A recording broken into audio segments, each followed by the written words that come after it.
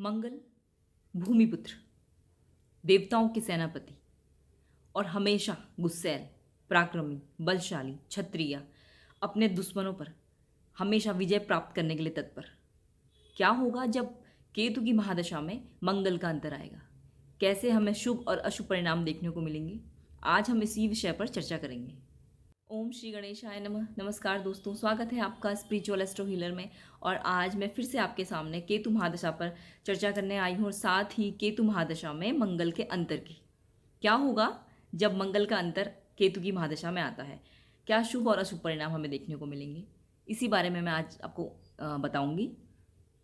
मंगल जो कि अपने आप में एक आग है, ज्वाला है और एक गुस्सा है, आक्रोश है, ये तो आप जानते ही हैं। और केतु, केतु के बारे में आपको पता है, केतु कुजवत केतु भी कहते हैं। कुजवत केतु यानी मंगल की तरह फल देने वाला। केतु को मंगल की तरह प्रभाव देने वाला ग्रह माना गया है। मंगल के जो प्रभाव है उसी तरह से केतु भी प्रभाव देता है। तो केतु की महादशा में मंगल का अंतर 4 माह और 27 दिन का होता है। इस 4 माह और 27 दिन में हमें काफ़ी कुछ देखने को मिलता है, क्योंकि मंगल पराक्रम है, बल है, शक्ति है, ऊर्जा है, जोश है। और किसी व्यक्ति का जब हम उसका जो उसका किसी व्यक्ति का पराक्रम होता है, उसका बल होता है, उसकी शक्ति होती है, उसकी जो ऊर्जा है, उन सब के कारक जो होते हैं वो मंगल देव ही होते हैं। मंगल को भौम कहते हैं क्योंकि वो भूमिपुत्र है। मंगल ज्वाला भी है। मंगल देवताओं के सेनापति हैं, लड़ाकू, आक्रोश से भरे हुए और बलशाली, पराक्रमी, क्षत्रिय, और कह सकते हैं हम इन्हें हमेशा अपने शत्रुओं का दमन करने के लिए तैयार। मंगल पुलिस, सेना, बहादुरी, शौर्य के कारक भी माने जाते हैं। जैसे मंगल के पास शक्ति है, ऊर्जा है, ऐसे ही केतु के पास भी सिर्फ शरीर है, सर नहीं है केतु का। तो सिर्फ नीचे का हिस्सा है केतु के पास, तो उसके पास भी शक्ति है। दिमाग तो नहीं है लेकिन शक्ति है, गुस्सा है, ऊर्जा है। तो इसी तरह केतु भी मंगल की तरह हमें फल देता है, उसी की तरह हमें प्रभाव देता है। तो कुंडली में अगर आपके केतु और मंगल स्वराशि हैं, उच्च राशि में विराजमान है, अच्छी उनकी डिग्री है, अच्छी जगह प्लेस हैं, तो आपको इस अंतराल में बहुत ही अच्छे परिणाम देखने को मिलते हैं। आपका जो जोश है, आपका शौर्य, आपके पराक्रम के बल पर आपका दबदबा बना रहेगा। आपका जोश, पराक्रम काफ़ी बड़ा रहेगा और यूँ कहें 7वें आसमान पर रहेगा। साथ ही आप अपने बहादुरी के बल पर आप हर कार्य में सफलता हासिल करेंगे।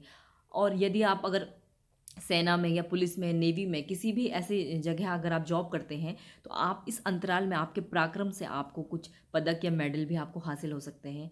और इस पीरियड, इस अंतराल में आपको भूमि संबंधी लाभ भी मिल सकते हैं।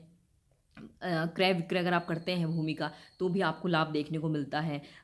और साथ ही जैसे मैंने बताया कि भूमि पुत्र है ये, तो आप अपने इन प्रभावों को और बढ़ाने के लिए जितना चाहें उतना भूमि के नज़दीक रहें। आप ये कर सकते हैं कि भूमि पे ही बिस्तर लगाएं, वहाँ पर सोएं, भूमि पर बैठें, ज़्यादा समय अपना ज़मीन पर ही बिताएं। तो इससे आप इसको करके देखिए, आपके प्रभाव में जो ये मंगल के जो प्रभाव है आपको बहुत ही जल्दी आपको मिलेंगे और काफ़ी अच्छे प्रभाव देखने को मिलेंगे। क्योंकि मंगल यही है, एक पराक्रम है, ऊर्जा है और बल है, शौर्य है।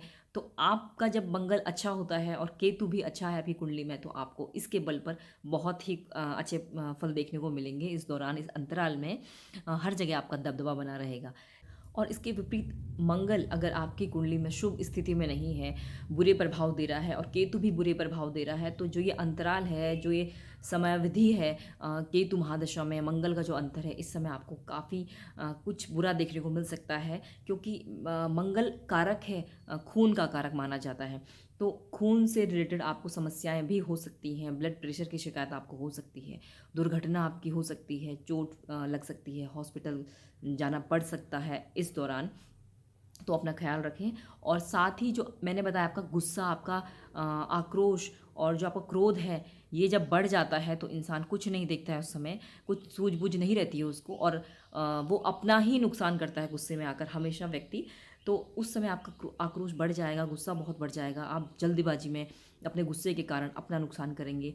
यहाँ तक कि कुछ लोग मर्डर भी कर देते हैं इस दौरान, जब मंगल का बहुत ही बुरा प्रभाव होता है हमारे कुंडली में। और साथ ही साथ जैसे ये भूमिपुत्र हैं तो आपको भूमि से कोई भी अगर आप क्रय विक्रय करते हैं इस दौरान तो वो मत कीजिए, क्योंकि आपको शुभ फल नहीं मिलेंगे। इस समय आपको हानि उठानी पड़ सकती है, आपके साथ धोखा हो सकता है जब आप इस समय इस अंतराल में भूमि का सौदा या फिर भूमि संबंधी कोई कार्य करते हैं, क्योंकि मंगल अगर आपकी कुंडली में खराब स्थिति में है तो।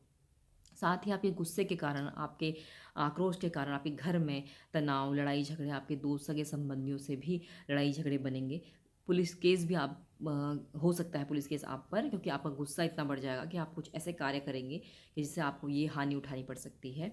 और साथ ही अचानक से जब आप क्रोध इतना बढ़ जाएगा और अचानक से वो कम भी हो जाता है, तो आप ऐसी स्थिति में डिप्रेशन में भी आ सकते हैं, क्योंकि गुस्सा एकदम आएगा और फिर अपने आप ही थोड़ा उतर जाता है। तो ये डिप्रेशन की स्थिति पैदा कर देगा आपके शरीर में। आपको एक भय सा बना रहेगा हर समय, एक डर सा लगा रहेगा कि कुछ है, कुछ गलत होने वाला है। तो ये जब मंगल खराब होगा और जब ये केतु की महादशा में मंगल जब आएंगे तो आपकी लाइफ में इतना उथल पुथल हो सकता है मंगल के खराब होने के कारण। तो इस गुस्से और इस आक्रोश के कारण आप अपना ही नुकसान करेंगे और जिसका खामियाजा आपको पूरी ज़िंदगी उठाना पड़ सकता है। तो इसके समाधान के लिए आप क्या करें?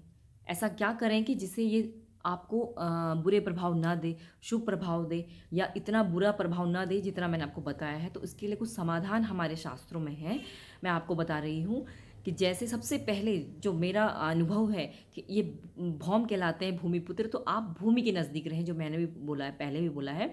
आप भूमि पे बिस्तर लगाएं, भूमि पे सोइए, और हो सके तो ज़्यादा समय आप भूमि पे व्यतीत करें। और साथ ही भूमि को जब भी आप उठते हैं सवेरे तो आप धरती को नमन करें, मिट्टी का तिलक माथे पर लगा सकते हैं। इससे भी आपको काफ़ी शुभ परिणाम देखने को मिलेंगे। काफ़ी हद तक मंगल ग्रह आपको अच्छे परिणाम देगा। इसके साथ साथ आप गाय को गुड़ और भुना चना खिलाएं, रोज़ाना खिलाएं। अगर नहीं होता है तो 2 दिन आप मंगलवार को खिला सकते हैं या रविवार को खिला सकते हैं। साथ ही साथ बंदरों को भी आप गुड़ और भुना चना खिलाएं।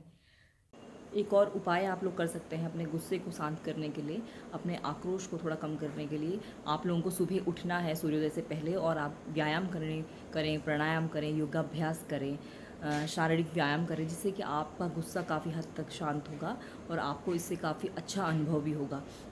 और सबसे अच्छा जो और एक और प्रभावशाली जो उपाय है वो है हमारे हनुमान जी, जो सबकी रक्षा करते हैं, सारे कष्टों को हर लेते हैं।